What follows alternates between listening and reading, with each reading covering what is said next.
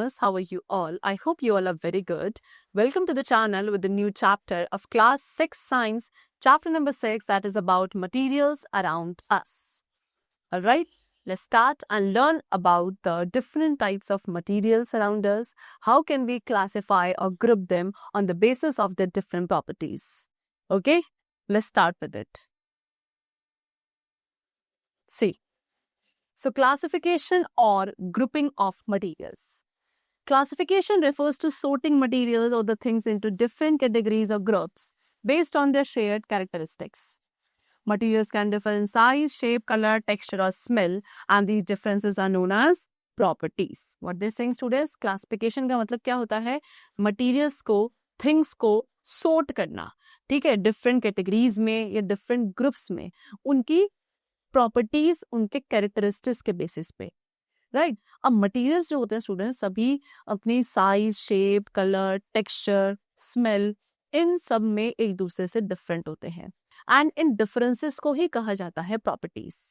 Alright, since क्योंकि there is a wide range of materials in the world, तो it is difficult to know कि कौन सा material best suited होगा specific items को बनाने के लिए। इसीलिए यहाँ पर जो क्लासिफिकेशन है काफी इंपॉर्टेंट हो जाता है। Now, what are the reasons? Classification के रीजंस क्या है स्टूडेंट्स? नंबर वन कि क्लासिफिकेशन से एक सिस्टमैटिक एंड साइंटिफिक स्टडी जो है वो ऑब्जेक्ट्स की हो पाती है। For example animals and plants को हम ग्रुप्स में क्लासिफाई करते हैं इजी रिसर्च एंड अंडरस्टैंडिंग के लिए।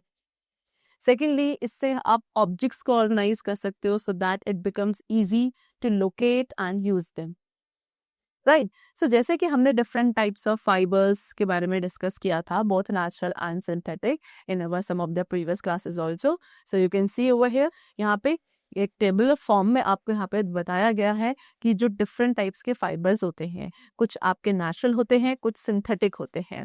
और फिर टॉक अबाउट नेचुरल, तो नेचुरल फाइबर्स वो है जो हमें ईदर फ्रॉम द प्लांट्स और फ्रॉम द एनिमल से बने हैं, मिले हैं, ठीक है। प्लांट से मिलने वाले कौन से है? Like jute, cotton, flax, coir, silk, cotton, hemp etcetera. And animals में if we talk about wool, so wool से हमें मिलता है yak, goat, sheep, alpaca, vicuna, camel, llama, ये सभी एग्जाम्पल्स हैं उन एनिमल्स के जिससे हमें वूल मिलता है। सेकंड, सिल्क आपको मिलता है mulberry silk, muga, eri, tussar, rayon, polyester, nylon, तो ये सभी डिफरेंट सोर्सेज हैं ऑफ एनिमल फाइबर्स। ओके, चलो। So students, what can you understand from the table? इस टेबल से हमने क्या समझा कि अगर if take the example of Kashmiri, Kashmiri क्या है? एक वूल है जो हमें गोट से मिलता है। गोट से मिलने वाला क्या एक एनिमल फाइबर है, ठीक है, एंड इसीलिए इसको हम नेचुरल फाइबर्स की कैटेगरी में डालते हैं। Now properties and criteria for classification. So students, how do we describe an object? एक ऑब्जेक्ट को आप डिस्क्राइब करते हो तो आप उसकी साइज, शेप, कलर के बारे में बात करते हो, या आप बताते हो कि उसको उसका टेक्सचर कैसा है, अगर आप उसको फील करने की कोशिश कर रहे हैं और फिर you are smelling it. So ये सारी प्रॉपर्टीज को डिफाइन करते हुए you are able to define an particular object. Alright, so size, shape, colour, texture, कि whether it is hard or soft, smooth or rough, and smell, ये सभी क्या है? These are the properties of materials. चलो, now so students, what they're saying कि the properties of a material help us to recognize and describe it। एक material की properties ही है जो आपको उसे रिकॉग्नाइज करने में एंड डिस्क्राइब करने में हेल्पफुल होती है, एंड यही प्रॉपर्टीज हैं जो डिटरमाइन करेगी कि ऑब्जेक्ट आपका किस मटेरियल से बना है। For instance if you talk about rubber, तो rubber is not hard, rubber hard नहीं होता, लेकिन ये आपका टूल्स बनाने के लिए स्टिल सूटेबल नहीं है, ठीक है। सिमिलरली पेपर आपका बहुत इजीली फायर कैच कर लेता है, इसलिए आप उसे कुकिंग वेसल्स बनाने के लिए यूज नहीं कर सकते, ठीक है। Now next we come to the topic that is materials. Material क्या है? Material is a substance or thing used to create different object. एक ऐसा सब्सटेंस, एक ऐसी थिंग जिससे डिफरेंट ऑब्जेक्ट बनाए जाते हैं, that is material. The things we see and use every day, जिन चीजों को आप देखते हो या एवरीडे बेसिस पे यूज करते हो, वो सभी वेरियस मटेरियल्स की बनी है। And now these materials could be either natural or man-made. For example, wool हमें sheep से मिलता है, इसीलिए वो natural material है। And plastic is produced by human being, तो इसीलिए वो कैसा material होगा? Man-made material. Now let's explore some other properties of material, जैसे कि appearance, luster, state, etc. First of all appearance की बात करें तो मटेरियल्स का यूजुअली डिफरेंट लुक होता है. फॉर इंस्टेंस प्लास्टिक आपका वुड से डिफरेंट दिखता है, वुड आपका ग्लास से डिफरेंट दिखता है, राइट. सिमिलरली जो मटेरियल्स सेम होंगे उनकी अपीयरेंस भी सेम होती है. For example orange juice and mango juice दोनों ही आपको एक जैसे दिखते हैं. एल्यूमिनियम का जो लुक है वो कंप्लीटली डिफरेंट होता है एज कंपेयर टू आयरन और कॉपर. सो बेसिकली अपीयरेंस जो है स्टूडेंट वो वन ऑफ द फैक्टर्स है जिसको आप यूज करते हैं मटेरियल्स को ग्रुप्स में डिवाइड करने के लिए. ठीक है, चलो. Now next they have given you another property that is known as luster. So a metal spoon shines brightly whereas a wooden spoon does not shine as much, right? एक metal की spoon काफी brightly shine करती है, वहीं एक wooden की spoon इतना shine नहीं करती. Similarly इसी तरीके से silk cloth में glossy shine होती है whereas woolen cloth आपके dullish होते हैं. तो this shows कि metal में जो luster है, luster means what? Luster stands for shine. Luster means shine. Right. तो मेटल में ज्यादा लस्टर, ज्यादा शाइन होती है as compared to wood and silk also has more luster than wood. Iron rod में not look shiny at first. Iron rod हो सकता है कि पहले आपको शाइनी ना दिखे, लेकिन जब आप उसके सरफेस को सैंड पेपर से रब करेंगे उसके टॉप लेयर को रिमूव करने के लिए तो वो भी क्या हो जाएगा, लस्ट्रस हो जाएगा. ऐसा क्यों? क्योंकि कुछ मेटल्स अपनी शाइन लूज कर देते हैं when they are exposed to air and moisture over the time. ठीक है, कुछ मेटल्स को अगर आप काफी टाइम तक क्या एयर एंड मॉइस्चर में रखते हैं तो डायरेक्ट एक्सपोजर की वजह से एयर एंड वाटर के साथ वो मेटल्स अपनी जो शाइन है वो लूज कर देते हैं. उस डल लेयर को ही रिमूव किया जाता है मेटल्स के ऊपर से, then you get its actual shiny surface beneath that dull layer. Alright. So luster को भी आप as one of the characteristic use कर सकते हैं टू क्लासिफाई द मटीरियल्स.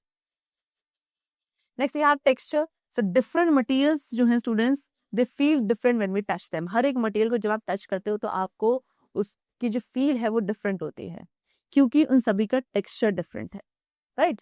कुछ मटेरियल्स रफ फील होते हैं while others feel smooth.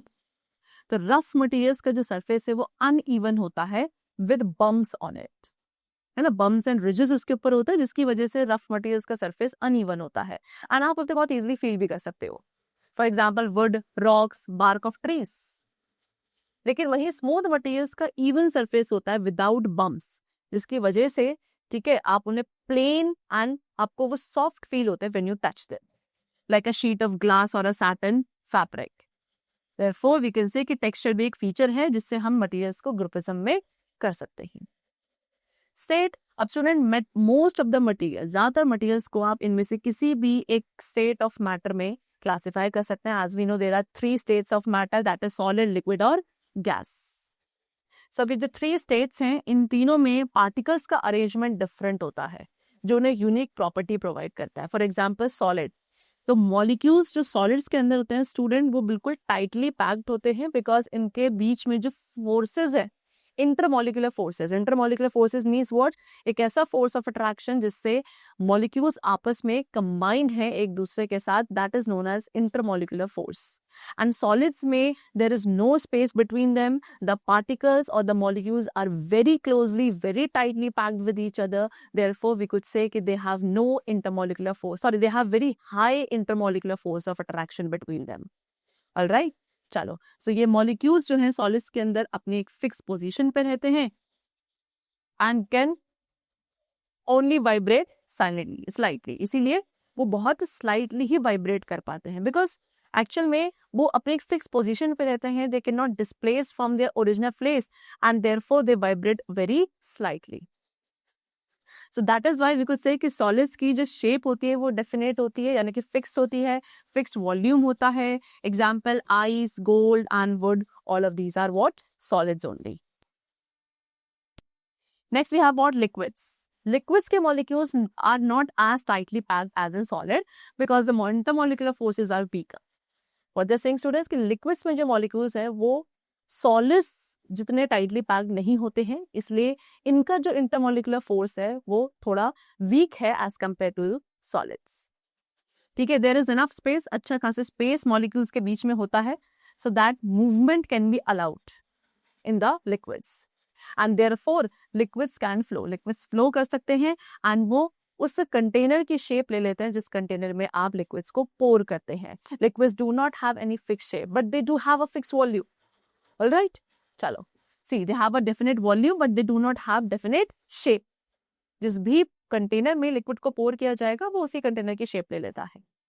Example water and oil. Next we come to gases. Gases में मॉलिक्यूल्स के बीच में जो intermolecular force of attraction that is very very weak. ठीक है, जिसकी वजह से गैसेस के molecules freely and independently move करते हैं in all possible directions. Right, they do not have a fix shape nor a volume. They expand to fill any space available to them. जितना space उनको available होगा वो उतने space में expand हो जाते हैं. इसीलिए इन्हें एक सील्ड कंटेनर में स्टोर करना पड़ता है so that they do not gate escaped. Example water vapour, oxygen, carbon dioxide. Right, see they have given a differentiation between the properties of solid, liquids and gases. For example, shape की बात करते हैं तो solids की definite shape है, liquids and gases की there is no definite shape. Volume, तो liquids and solids दोनों का volume definite होता है लेकिन gases का volume भी definite नहीं होता. Attraction between the molecules, molecules के बीच में attraction की बात करें तो solids में काफी strong होता है, liquids में not very strong and gases में negligible, ना के बराबर. Then property is space between molecules. Molecules के बीच में space कितना present है, तो solid में बहुत tightly packed होते हैं molecules, liquids में थोड़े less tightly packed है and gases में the molecules are far apart from each other. Position of molecules, solids में molecules की position fixed रहती है, liquids में it is not fixed and gases में they move around free. Next property we come to solubility in water. तो students, जब आप certain substances को वाटर में ऐड करते हैं और उन्हें स्टिर करते हैं तो वो कंप्लीटली ब्लेंड हो जाएंगे और कुछ देर बाद आपको वो सब्सटेंस वाटर में अलग से दिखाई ही नहीं देता. इस प्रोसेस को कहा जाता है डिसॉल्विंग. सो इनकी जो एबिलिटी है वाटर में डिसॉल्व होने की, इस बेसिस पर मटेरियल्स को आप क्लासिफाई कर सकते हैं एज सॉल्युबल, इनसॉल्युबल, मिसिबल और इममिसिबल. राइट, चलो. सो आपको क्या करना है, you have to stir a spoonful of sugar into a glass of water. एक ग्लास ऑफ वाटर में आप एक spoonful of sugar add करेंगे, उसको स्टिर करेंगे and after some time sugar आपकी पूरी तरीके से डिसअपियर हो जाएगी. सो दिस एक्टिविटी शो कि शुगर आपका वाटर में डिसॉल्व हो चुका है. वाटर ने क्या करा, वाटर ने जो बॉन्ड था शुगर मॉलिक्यूल्स के बीच में उसको ब्रेक करा एंड शुगर मॉलिक्यूल्स ने वाटर मॉलिक्यूल्स के बीच में जो स्पेसेस अवेलेबल थे उसको ऑक्यूपाई कर लिया. So hence we can say कि शुगर क्या है, sugar is soluble in water. Secondly, अब आपको सेम एक्टिविटी रिपीट करनी है salt, sand, iron nails and paper pieces का यूज करके. एंड ये आपको रिकॉर्ड के इनमें से कौन से सॉलिड मटेरियल्स हैं जो वाटर सोल्यूबल हैं and what are the materials which are not soluble in water. Alright, so sugar is soluble, salt is also soluble, right, but sand is not soluble, यानी कि इट इज इनसॉल्यूबल. सैंड आपकी क्या dissolve नहीं होगी water में. Iron nails also, they are also insoluble. Alright, and paper pieces, they are soluble. So let's perform another activity to observe how a liquid behaves when added to water. अब यहाँ पे एक activity given है दोबारा से, यहाँ पे ये चेक करा जाएगा कि एक लिक्विड कैसे बिहेव करता है अगर आप उसे ऐड करते हैं वाटर में. सो वी ऑब्जर्व कि मिल्क जो है प्रॉपरली वाटर में मिक्स हो जाता है. सो इसीलिए मिल्क को क्या कहा जाएगा कि milk is miscible in water, whereas a liquid जो कि वाटर के साथ मिक्स नहीं हो पाता अच्छे से उसे कहा जाता है इममिसिबल. राइट, अगर कोई सॉलिड सब्सटेंसेस हैं जो वाटर में इजीली मिक्स हो जाते हैं तो वो सॉल्यूबल होंगे एंड अगर नहीं होंगे तो इनसॉल्यूबल. सेम कंडीशन है लिक्विड्स के साथ, but there are different terms which is being used. Those liquids which are soluble in water or which get mixed very easily with water, they are known as miscible liquids. लेकिन जो पानी में dissolve नहीं हो पाएंगे, they will be known as immiscible liquids. Okay? चलो, same previous activity आप use करेंगे कि coconut oil, lemon juice, kerosene या सनफ्लावर ऑयल यूज करके उसकी मिसिबिलिटी को चेक करने के लिए. नाउ स्टूडेंट्स, सम गैसेस, अब कुछ गैसेस भी हैं जो स्लाइटली वाटर में डिसॉल्व हो जाती है जैसे कि oxygen and carbon dioxide. And because क्योंकि ऑक्सीजन वाटर सोल्यूबल है इसलिए एक्वेटिक एनिमल्स एंड प्लांट्स पानी के अंदर ब्रीथ कर पाते. कार्बन डाइऑक्साइड जो वाटर में सोल्यूबल है या फिर जो वाटर में डिसॉल्व हो जाती है वो एक्वेटिक प्लांट्स को हेल्प करती है फोटोसिंथेसिस प्रोसेस को कैरी आउट करने में। लेकिन कुछ गैसेस हैं लाइक नाइट्रोजन जो वाटर में डिसॉल्व नहीं हो पाती है, इसलिए आप उन्हें इनसॉल्युबल कंसिडर करेंगे। सो इस तरीके से वाटर सॉल्युबिलिटी भी एज अ कैरेक्टरिस्टिक यूज किया जाता है to classify the material. See cold drinks के अंदर भी students carbon dioxide gas dissolve होती है इन द वाटर, इसीलिए आप उसे कार्बोनेटेड ड्रिंक कहते हैं। ओके, चलो next we have transparency. So materials through which objects can be seen clearly and that allow the light to pass completely through them are called transparent materials.